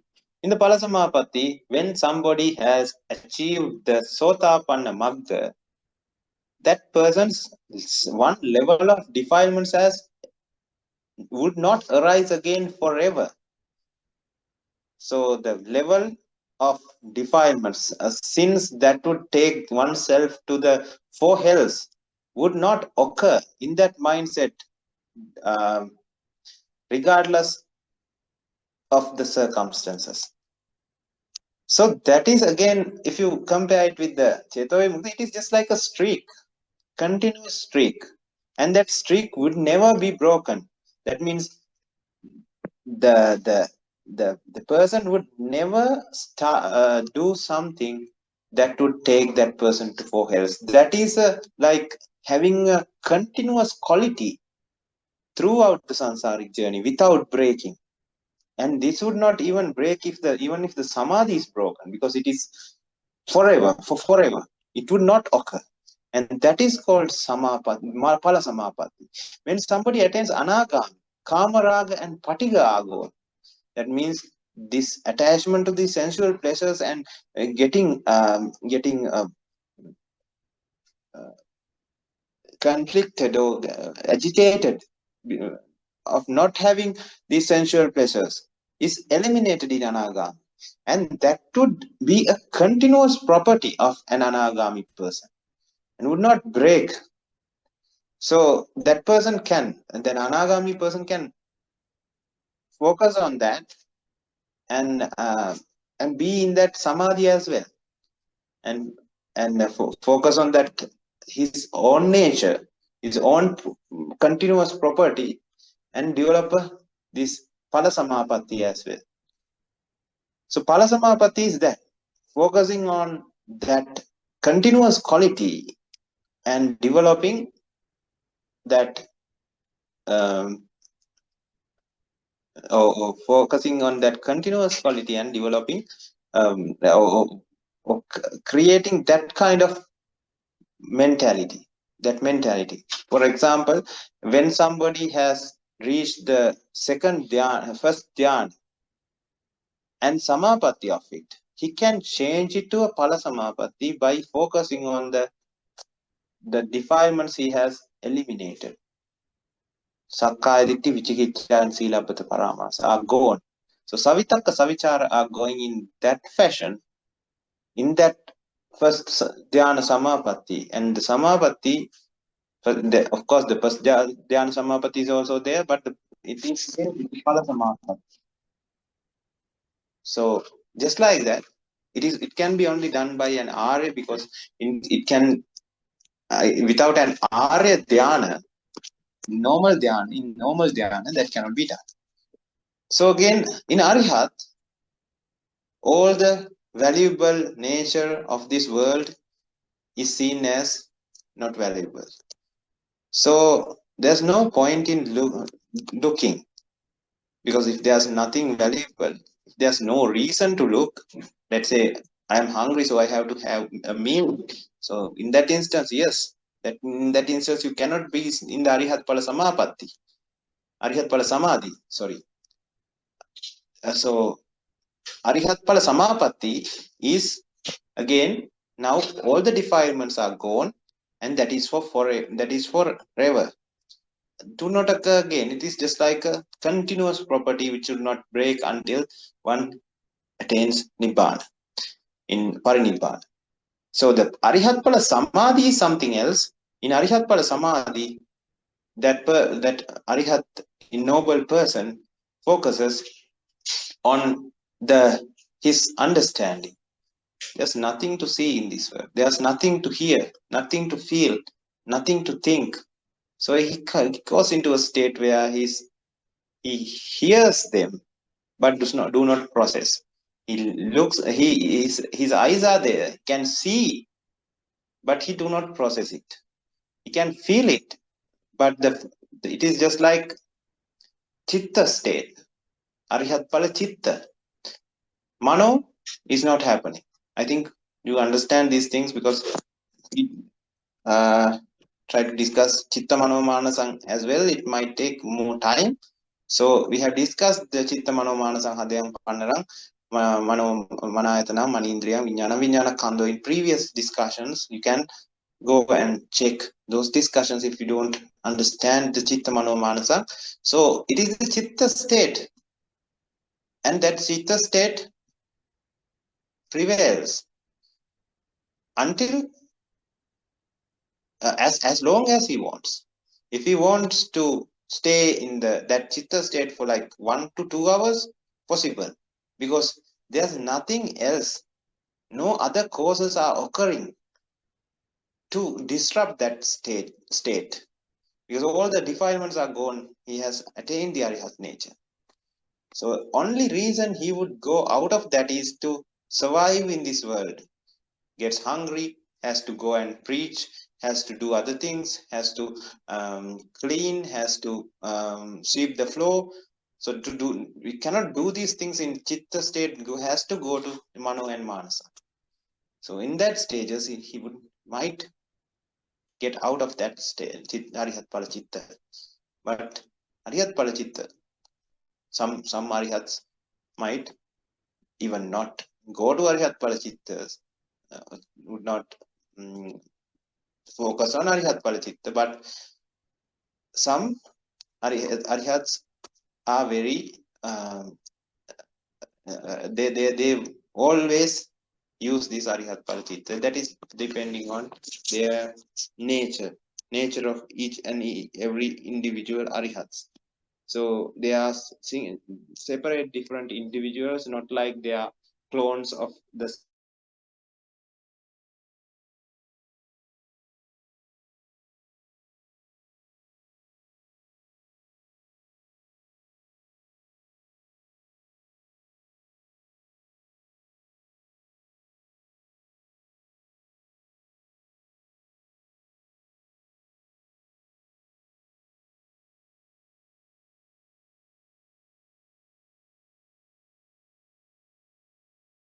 about Siksha or the doubts about the methodology. Doubts about the methodology is also eliminated. So then there are 8 components here: Buddha, Dhamma, Sangha, Siksha. Then doubts about the past, doubts about the future, doubts about the past and the future, and the final one is, I think, doubts about the Paticca Samuppada. Doubts about the past is gone, because past is also created in the exact same way through the Paticca Samuppada. Future is also will be created out of avijja and exact same way through the Paticca Samuppada. So that there's no doubt that the sattva, how did I came into existence? Will I, after I die, what would happen? That those doubts would not occur. So the vitakka, doubting nature, would be gone. Sakkaditi would be gone. Vitakka would be gone. Now the silabbata paramasa are various types of practices which individuals do to get out of pain and misery. So we do various types of things to get out of the get out of our problems, get out of our pains and sufferings. So some might pray for something, some might do various types of things, but when somebody understands the reality, they understand that causes are resulting in effects. So if I remove the cause, or the cause was removed, the effect would remove, and that is the action that I should follow. Anapanasati, the association with the good causes and elimination of the bad causes would purify my defilements and get me back to the correct pathway, or the eightfold pathway is also having the same meaning. So that would be the approach. Wrong, ineffective, and very illogical approaches would not be entertained by a person who has understood the Arya pathway. That is why these 3 goes hand in hand. If one is eliminated, the other 2 is also eliminated at the same way. It is not like I have eliminated Sakkayaditthi, now I have to eliminate Vichikicca and Silabbata Paramasa separately. No, not like that. If Vichikicca goes, Sakkayaditthi and Silabbata Paramasa also goes along with them. So it comes as a set, and it goes as a set. So that is what this is about. I think that's it. I think I have explained everything which has asked in this question. So that is, as I can remember, the only question that we have got today. I hope everybody is clear about the things we have discussed so far. If not, please you can type it into the chat box now, or we can discuss it in a follow-up discussion in a later day.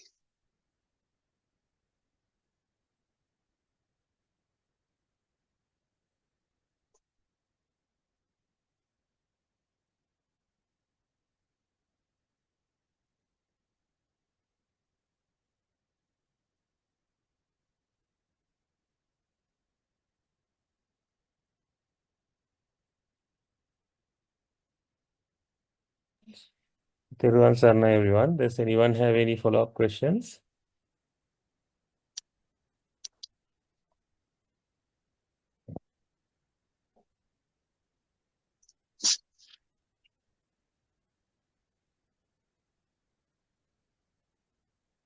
I think seems like there's no follow-up questions on the chat box also. So we can maybe end the discussion for today and discuss further on another date, since the time also has passed, probably in Korea. Yeah, sure.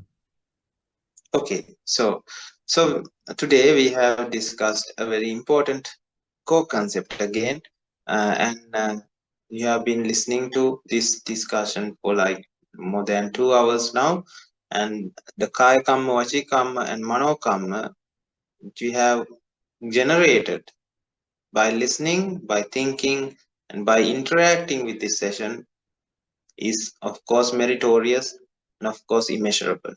And with that immeasurable power and all the powers that you have, meritorious powers that you have generated throughout this lifetime by offering danas, offering pujas, of listening to Dhamma and meditating and doing all sorts of Dhamma activities, all that may agglomerate together, creating everyone a perfect background to understand Dhamma, eliminating Panchanivarana, and eliminating any obstacles, barriers that would hinder the understanding of everybody, making everyone able to open the eyes of wisdom, ultimately completing the noble eightfold pathway, attaining supreme bliss of Nibbana.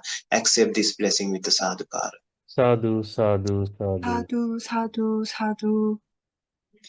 Then again, today, since we have generated immeasurable amounts of merits, let's not forget about the ones who are around us, especially the deceased relations of us who helped us to survive and up until now, and also especially the parents, the deceased relations, parents throughout this samsaric journey, and also the teachers, the ones who have given us jobs, ones who are around us, like spouses, children, neighbors, relations, and the ones also who has constructed our houses, workplaces, roads, and all the infrastructure. Without them, this discussion might not be possible. And also the ones who have paid and continues to pay and continues to maintain these devices, and who continues to maintain these temples and paying the electricity bills and everything. And without them we would not be able to have this dumb discussion. And also the ones who are hurted and harmed by us throughout this suffering sansaric journey, especially through because of our avijja, we have done various unwholesome things like the killings, hurtings, robbings and stealings, having unethical wrong relationships, and lying, slandering, using harsh words, meaningless words, and again mischievous, greedy thoughts and malicious thoughts, and finding wrong and distorted views. With these wrong things, we have hurted and harmed many sattva or sentient beings in this suffering sansari journey. Today we understand the fault, so we'll change our ways, change our actions, and we'll be better. With that, we'll seek forgiveness for our sins, and let's also remind all of them who were hurt and harmed by us, hurt and harmed by us, and let us transfer them this meritorious power as a great compensation, so that the sansaric bonds are released and um, making or helping us to eliminate this avijja, ending the suffering sansaric journey. And also the ones of the Brahma gods, and also the gods of they were the gods, they are gods of the 6 realms of gods, and also the Brahma gods of 20 planes, and all the sentient beings in the universe. Now let us focus on all the individuals that were mentioned and all the sentient beings in the universe, covering everyone without even leaving out anybody, even our enemies, even the people that we don't like. So let us spread this meritorious power to all of them with metta and kindness. May they refrain from doing sins. May they replace those sins with meritorious deeds. May they lead happy lives, ultimately understanding the reality of the world, attaining the blissful, ultimate bliss of Nibbana. Accept this with sadhukara, transferring this great meritorious power to all of them with metta and kindness. Sadhu, sadhu. 사두 사두 사두. Now let's end this today's discussion, and to end today's discussion, I will be reciting this Pali blessing, wishing everybody life, comfort, refreshness, and power, finally being able to understand the Arya Dhamma, attaining supreme bliss of Nibbana. Abhivadana Siddhisa Nityam Adhyapachayano Jatharo Dhamma Vaddhanti Ayuvan Sukhambalang Ayura Arogya Sampatti Sagga Sampatti Mevacha Ato Nibbana Sampatti Iminati Samichyatu. May everyone attain the supreme bliss of Nibbana. Sadhu, sadhu, sadhu. 사두 사두. Punya kita anuttaram dulabeda maya radha manitim pasitim vara. Sariputtari tera nagatam patipatya saddha sila daya vasam buddha puttang namamaham. Sadhu, sadhu, sadhu. Teruvan Sarnai Swaminathan. Okay, Theruvan Saranai everyone. Theruvan Saranai. Teruvan Sarnai. 테루안 사라나이.